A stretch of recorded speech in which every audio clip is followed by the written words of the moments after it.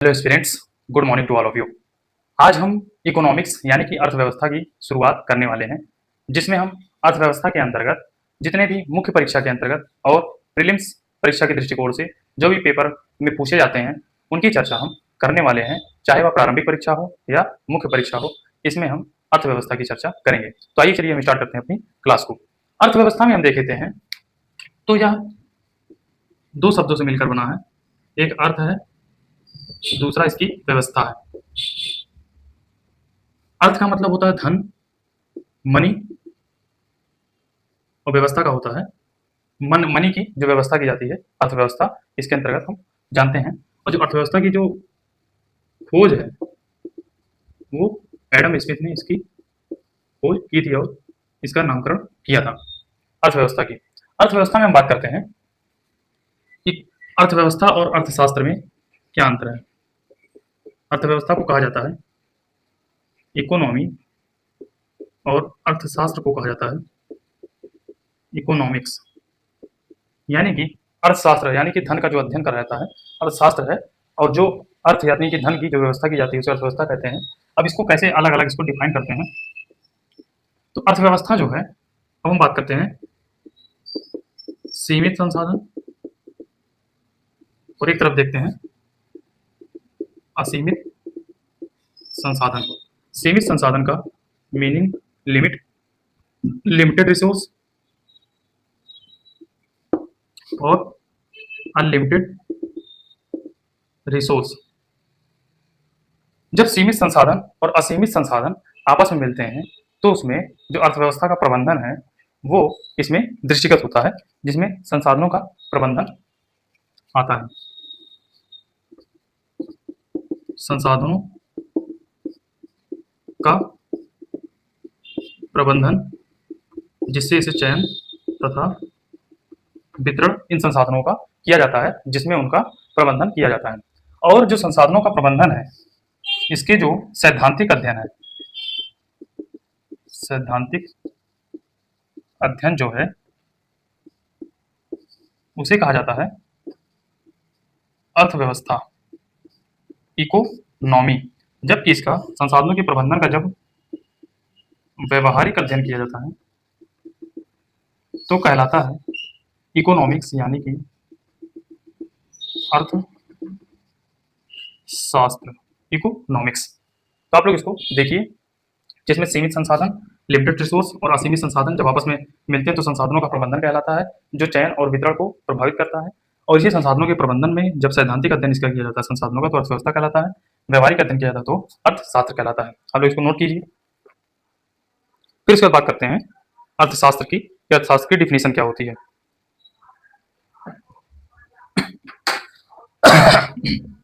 अर्थशास्त्र की डिफिनेशन, अर्थशास्त्र की डिफिनेशन की बात करते हैं कि अर्थशास्त्र का डिफिनेशन क्या होता है। अर्थशास्त्र का डिफिनेशन, इकोनॉमिक्स। इकोनॉमिक्स की डिफिनेशन अगर हम देखते हैं तो इकोनॉमिक्स की डिफिनेशन कहता है कि न्यूनतम संसाधनों का प्रयोग करके, न्यूनतम संसाधनों का प्रयोग करके अधिकतम संसाधनों की जो प्राप्ति होगी उसे ही अर्थव्यवस्था कहेंगे। यानी कि न्यूनतम संसाधनों में अधिकतम उत्पादन को, ना कि संसाधनों को, अधिकतम उत्पादन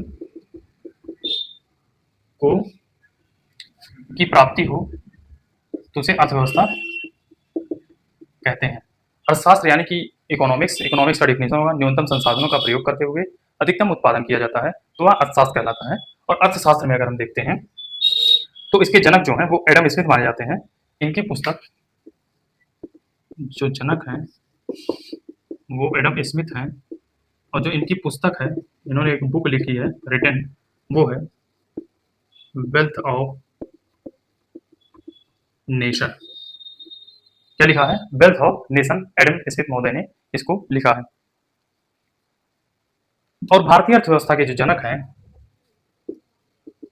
भारत में अर्थव्यवस्था के जो जनक हैं वो कहलाते हैं विश्वेश्वरैया जी, जो कि एक बहुत बड़े इंजीनियर थे।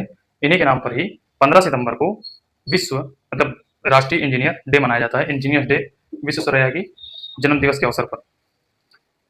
अर्थव्यवस्था के क्षेत्रक की बात करते हैं तो अर्थव्यवस्था में 3 प्रकार के क्षेत्रक पाए जाते हैं। स्वरूप के आधार पर अर्थव्यवस्था में 3 क्षेत्रक पाए जाते हैं।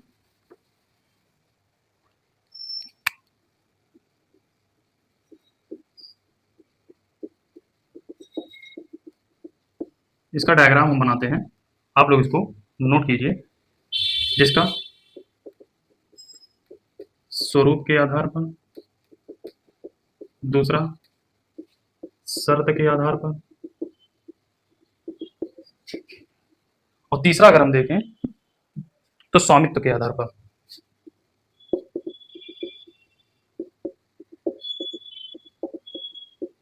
स्वामित्व के आधार पर। तो स्वरूप के आधार पर अगर हम देखते हैं तो पहला देखते हैं जिसे कहा जाता है प्राथमिक क्षेत्र, प्राइमरी सेक्टर। फिर सेकंड बात करते हैं द्वितीय क्षेत्र, जिसे कहते हैं सेकेंडरी सेक्टर। फिर थर्ड बात करते हैं तृतीय क्षेत्र,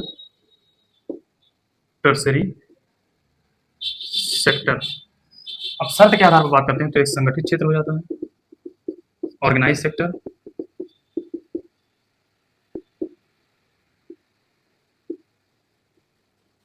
सेकंड हो जाता है असंगठित क्षेत्र, अनऑर्गेनाइज्ड सेक्टर।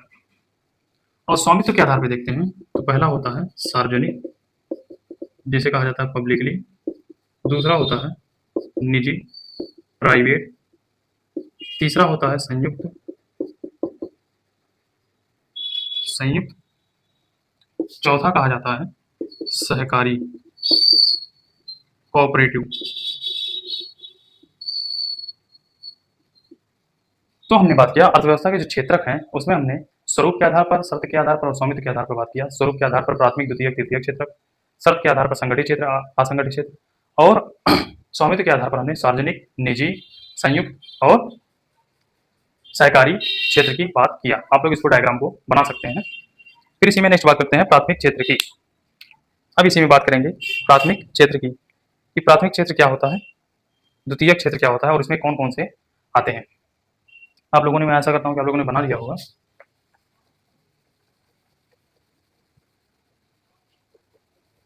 तो स्वरूप के आधार पर इसकी चर्चा हम करते हैं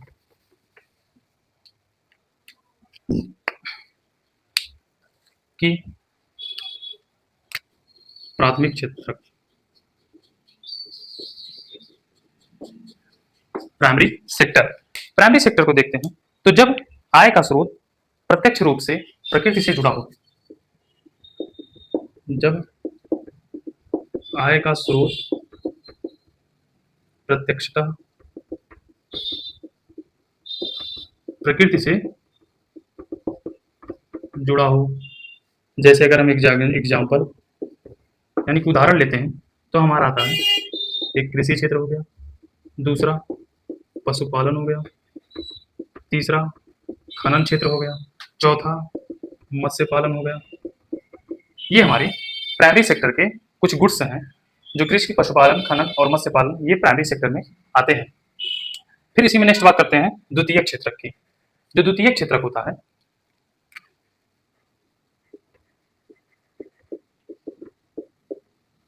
द्वितीय क्षेत्र, इसमें विनिर्माण की चीजें आती हैं। जब आय का स्रोत जो है वह प्राथमिक क्षेत्र पर डिपेंड करता है। इसमें आय का स्रोत प्राथमिक क्षेत्र के निर्माण, विनिर्माण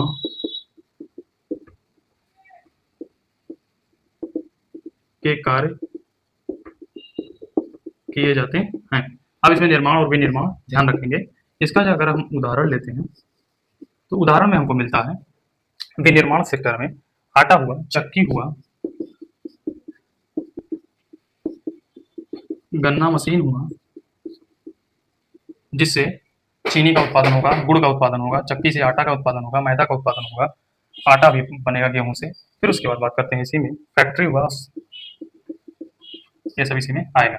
अब हम बात करते हैं तृतीय क्षेत्र की, टर्सरी सेक्टर की। टर्सरी सेक्टर में देखते हैं तो इसमें सेवा की चीजें आती हैं, सर्विस सेक्टर इसको कहा जाता है। तृतीय क्षेत्र को सर्विस सेक्टर के नाम से भी जाना जाता है, सेवा क्षेत्र। इसमें कहा गया है कि इसमें नौकरी, व्यापार, सेवा और दुकान को शामिल किया जाता है। इसमें नौकरी, दुकान, व्यापार एवं सेवा को शामिल किया जाता है। उदाहरण के लिए ले लें अस्पताल, फिर विद्यालय, कोचिंग, खेल परिसर, पूरे का आ जाएगा बैंक, शिक्षा, ये सब सेवा सेक्टर के होते हैं। तो हमने प्राइमरी सेक्टर, सेकेंडरी सेक्टर और टर्सरी सेक्टर की विस्तार से चर्चा कर लिया। आप लोग इसका स्क्रीनशॉट या तो आप इसका नोट कर सकते हैं।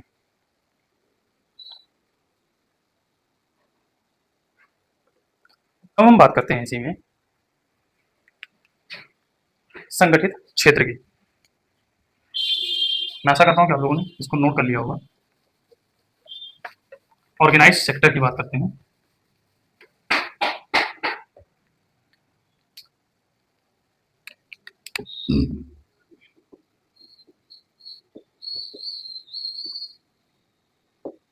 ऑर्गेनाइज सेक्टर क्या होता है? जिस नौकरी में शर्त, समय और वेतन तीनों ही निश्चित होता है उसे संगठित क्षेत्र कहा जाता है। इसमें बात करते हैं जिस नौकरी या पेशे में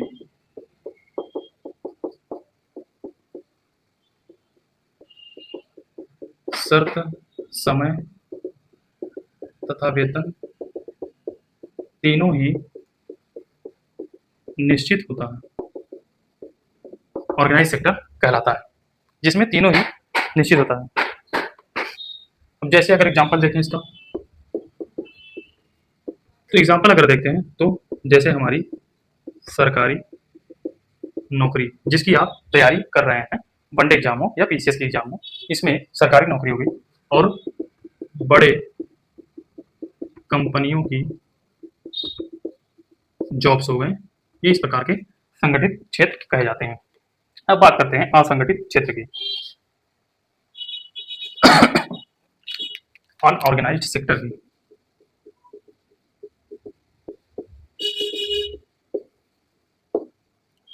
जिस पेशे में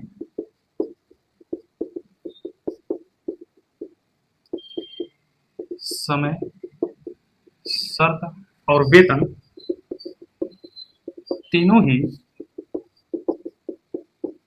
अनिश्चित होता है वो कहलाता है असंगठित क्षेत्र, अनऑर्गेनाइज्ड सेक्टर। जैसे अगर हम देखते हैं जो निजी क्षेत्र की कंपनियां होती हैं, प्राइवेट जो होते हैं, वहां पर हमारा असंगठित क्षेत्र होता है। जैसे दुकान हो गए, प्राइवेट कोई सेक्टर हुआ, यहाँ पर असंगठित क्षेत्र माना जाता है जो कि अनऑर्गेनाइज सेक्टर के अंतर्गत आता है। अब बात करते हैं निजी क्षेत्र, सार्वजनिक क्षेत्र और संयुक्त क्षेत्र और सहकारी क्षेत्र की, जो कि आज की लास्ट टॉपिक होने वाले हैं।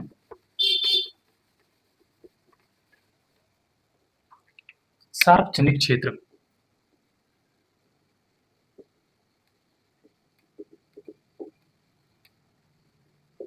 निजी क्षेत्र, संयुक्त क्षेत्र, इसे पीपीपी मॉडल भी कहा जाता है, जिसमें पब्लिक और प्राइवेट दोनों आते हैं। फिर बात करते हैं सरकारी क्षेत्र की, कोऑपरेटिव सेक्टर की। जो सार्वजनिक क्षेत्र होता है, सार्वजनिक क्षेत्र का तात्पर्य है इस पर जो क्षेत्र है, इस क्षेत्र पर सरकार का अधिकार होता है, गवर्नमेंट का अधिकार होता है, गवर्नमेंट का अधिकार इसमें होता है सार्वजनिक क्षेत्र में। और इसमें क्या होता है, इसे पब्लिक सेक्टर भी कहा जाता है, विकास तथा समाज कल्याण के लिए होता है। जो सार्वजनिक क्षेत्र की इकाइयां हैं, इसमें देश के विकास और समाज के कल्याण के लिए कार्य सुनिश्चित होता है। और सबसे बड़ी पब्लिक सेक्टर की कंपनी रेलवे, महारत्न कंपनियां भी हैं। एग्जाम्पल में अगर देखें तो रेलवे हमारी दिखाई पड़ती है। और निजी क्षेत्र की बात करते हैं, प्राइवेट सेक्टर की, इसके जो सभी क्षेत्र होते हैं वो निजी व्यक्ति के हाथ में होते हैं। प्राइवेट लिमिटेड आपने सुना होगा, निजी व्यक्ति के हाथ में होता है और यह लाभ कमाने वाली संस्था होती है। लाभ कमाने वाली संस्था, ये किसी भी प्रकार का समाज कल्याण का कार्य नहीं करती है, ये केवल और केवल आर्थिक लाभ, अधिक से अधिक धन प्राप्त करने के लिए कार्य करती है निजी क्षेत्र की इकाइयां। इसमें जैसे रिलायंस आ जाता है और टाटा आ जाती है। एग्जाम्पल में अगर देखते हैं तो रिलायंस कंपनी आती है, टाटा हुई। फिर संयुक्त क्षेत्र में पीपीपी मॉडल, इसमें गवर्नमेंट प्लस प्राइवेट दोनों का अधिकार होता है, जिसे कहा जाता है अर्ध सरकारी, जिसमें प्राइवेट और पब्लिक दोनों होते हैं। इसमें बात किया जाता है, इसमें मेट्रो आपका एग्जाम्पल देख सकते हैं, दिल्ली मेट्रो हुआ, नोएडा मेट्रो हुआ, ये सब जितने भी हैं सब पब्लिक और प्राइवेट दोनों मिलकर काम करते हैं। सहकारी क्षेत्र की बात करते हैं, कोऑपरेटिव, जब किसी कंपनी को दिशा निर्देशक सरकार देती है, जब किसी कंपनी को दिशा निर्देश सरकार देती है तो इसे कोऑपरेटिव क्षेत्र कहा जाता है। इसका सबसे बढ़िया एग्जाम्पल आप अमूल का देख सकते हैं, जो कि आनंद गुजरात में स्थित है। अमूल जो कि एक प्रकार का पूरे विश्व में दूध का उत्पादन करता है और उसकी सप्लाई करता है। और इसमें जो कोऑपरेटिव बैंक होते हैं, सहकारी बैंक, ये इसमें एग्जाम्पल हो जाएंगे, आप लोग इसको नोट कीजिएगा।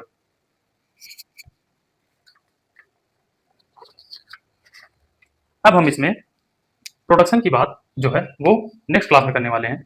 आप लोग इकोनॉमिक्स की क्लास में ऐसे जुड़े रहिए, जिससे आप लोगों को छोटी सी छोटी बातों को और जीरो से अप लेवल तक आप लोगों को इकोनॉमिक्स की क्लास में देखने को मिलेगा और आपकी तैयारी को बेहतर बनाने का प्रयास किया जाएगा। और इसमें करंट अफेयर्स की जो भी पॉइंट्स होंगे वो इकोनॉमिक्स क्लास में जोड़े जाएंगे। तब तक के लिए जय हिंद, जय भारत। मिलते हैं नेक्स्ट क्लास में नेक्स्ट टॉपिक के साथ।